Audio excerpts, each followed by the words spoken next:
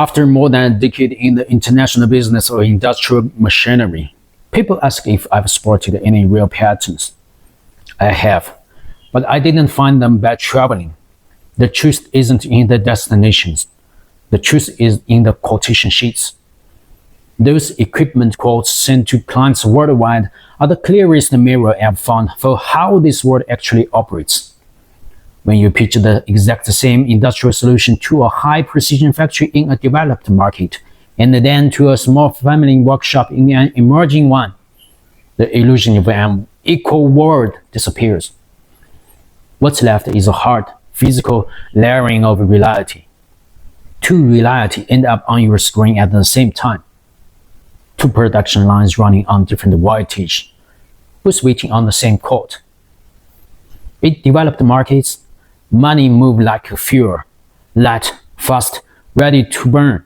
Clients there care about whether production precision can improve by 0.01 millimeter, or if shipping can be cut by 3 days. During the pandemic, I had clients who didn't blink at air freighting 10-ton machines, even when the freight cost was higher than the machine itself. In their world, efficiency is everything. Cost is just something you work around. But in emerging markets, that same money feels heavy. A purchase is something they turn over and over again. A deposit delayed by 15 days isn't hesitation. It's someone putting cash together from 5 different places. They'll choose LCL over FCL, full container load every time, willing to wait 2 months to save a bit on freight. Some even ask to remove automation and go back to manual work. To them, the machine is fixed cost. Labor is something they can't stretch. Watching both sides long enough, you realize what's moving isn't just goods. There's something deeper underneath. See this enough times and it stops being about business. It becomes personal. You realize we are also the ones holding the quote, trying to decide how to run our own production line. And that production line is the body. Everyone is born with a machine.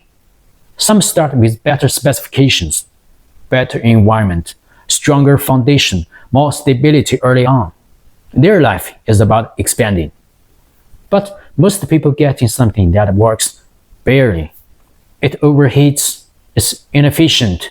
A huge part of energy goes into just keeping it running, instead of actually moving forward. Here's the hard truth. When your system is inefficient, most of your effort is spent just fighting drag. There's nothing left for progress. It's like running an underpowered machine. No feedback, no precision. Everything becomes manual correction. You fix one problem, another shows up. The more you patch, the more it leaks. Eventually, you get stuck in a loop. Low output, high loss, no time to step back and fix the root. If you are grinding every day and getting nowhere, it's not always a lack of effort. Your effort is being eaten up by the way your system is running.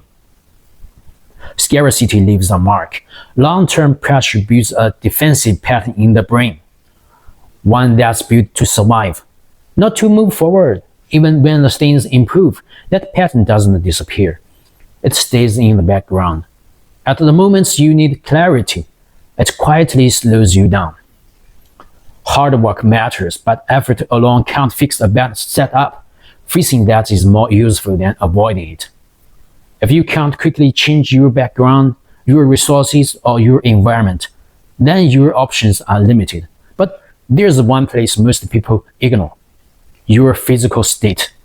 The body is the base layer. Everything else runs on top of it.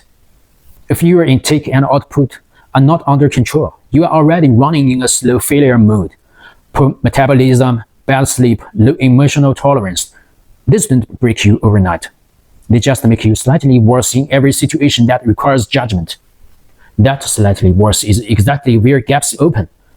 People who have truly spent years getting their body in shape understand this. It's not about how you look. It's like taking apart an old machine, cleaning it, oiling it, and putting it back together properly. You are not changing the machine. You are finally letting it run the way it should.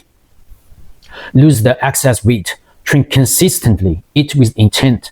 Same effort, more output, same pressure, more stability. This isn't mindset, it's biology.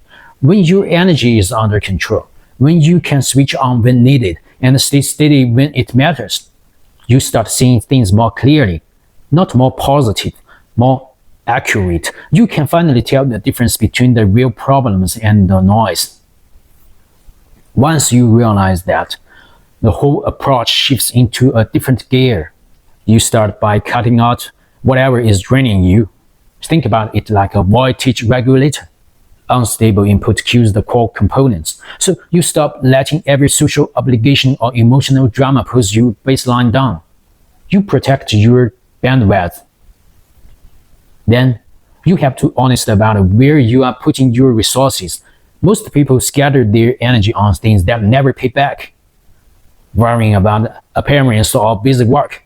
That's like my clients who strip out automation to save a few bucks today, only to end paying for it with human labor forever. Instead, you put your chips on the things that actually compound. You invest in the foundation. You also have to stop trying to scale in vacuum. You find better environments, better information, and people who are operating at higher frequency. If you stay in a low return field, you won't even know what opportunities you're missing. And finally, you have to accept the quiet phase. When you start from a lower specific, progress is invisible for a long time. It feels like you are idling, but staying in the game without breaking down is the only way to be ready when the scale finally changes. Most people don't lose because they lack opportunity. They lose because when the door opened, their machine was already too worn down to move. The world isn't fair.